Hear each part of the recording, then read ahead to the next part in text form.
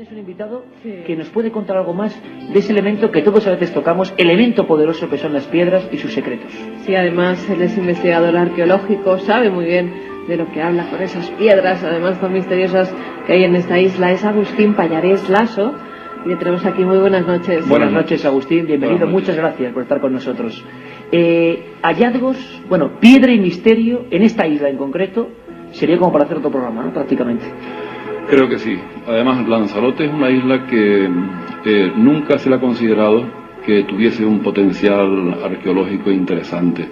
Y sin embargo, pues una serie de amigos que nos dedicamos a la investigación arqueológica, pues quizás hemos echado abajo ese concepto, ¿no? Hemos descubierto una serie de cosas que realmente creemos muy, muy interesantes, incluso con proyección internacional y mundial, ¿no? Con respecto a todas estas cosas que estabas mencionando, con los misterios que puedan haber en la antigüedad. ¿Podríamos poner un punto, desvelando lo que se puede desvelar, como un punto caliente, un lugar de poder, o un hallazgo que realmente quieras contarnos, que sea interesante y que pueda la gente empezar a conocer aquí en Lanzarote? Bueno, sí, precisamente, ya que se ha mencionado tanto las estructuras de los cráteres, los antiguos y viejos cráteres de la isla, fue precisamente un punto de partida, una estructura de este tipo, un viejo cráter, el cráter de Guenia, que está cerca del pueblo de Guatiza, el que nos hizo realmente, sorprendentemente, descubrir una serie de lugares que consideramos antiguos santuarios donde se desarrollaban rituales religiosos quizás.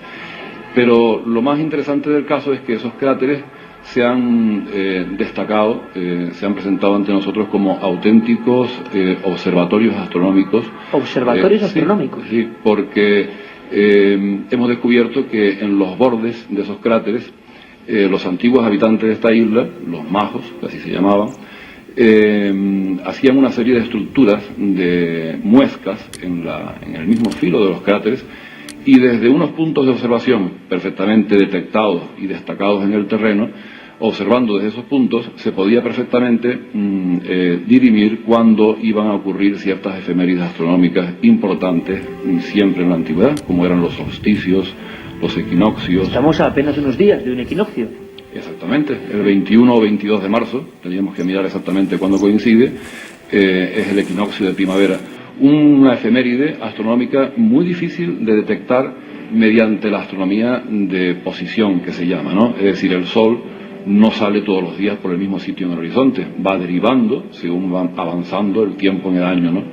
Y el equinoccio es el momento en el que el Sol sale justo por el este geográfico, y día tras día, en las proximidades de ese equinoccio, el Sol se traslada en el horizonte con bastante margen, casi 1,5 grados de arco en el horizonte.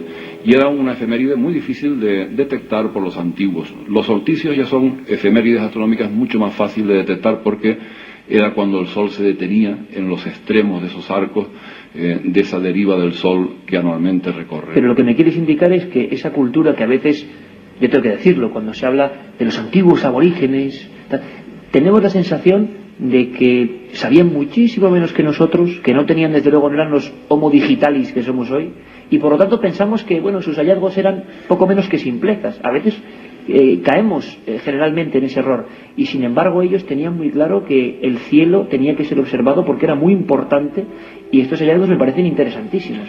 No solamente era para ellos importante observar el cielo desde el punto de vista, diríamos, técnico, para soluciones agrícolas, ganaderas, para saber cuándo había que sembrar, cuándo había que tratar al ganado de una forma determinada, sino que yo me atrevería a decir que ellos estudiaban la astronomía como una especie de teología, es decir, sus dioses principales eran el Sol, la Luna, los planetas, sabían de las constelaciones, de ahí viene la astrología antigua, y entonces ellos querían saber cuáles eran los ciclos que ejercían esos astros, sus dioses al fin y al cabo, en la bóveda celeste. Y entonces, aquí en Lanzarote, por ejemplo, hemos descubierto algo tan interesante como que eran capaces de saber, conocían el ciclo lunar de las paradas mayores y menores, un ciclo que la Luna tarda en recorrer 18,6 años, un ciclo que hoy día pues prácticamente no se conoce.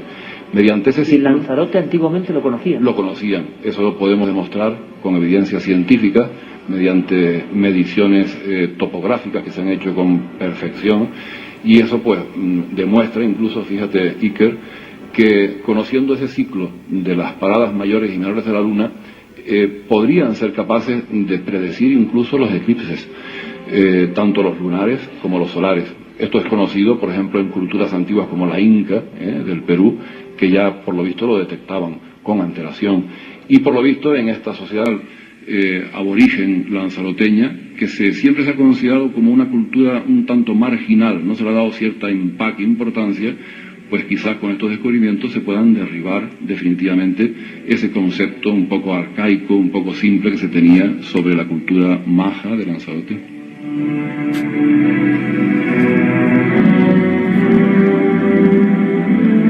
Pues yo de verdad os animo a todas las investigaciones, contad con la repercusión o los micrófonos de nuestro programa, porque qué bonito es saber que alguna gente, desafiando un poco a lo establecido, a lo que habitualmente se cuenta, dice, no, aquí había claves muy interesantes. José Lor, en todas las Canarias ha habido esta conjunción entre estrellas, cielo, misterios, que luego de repente se convierten en una novela y son un éxito mundial, ¿no?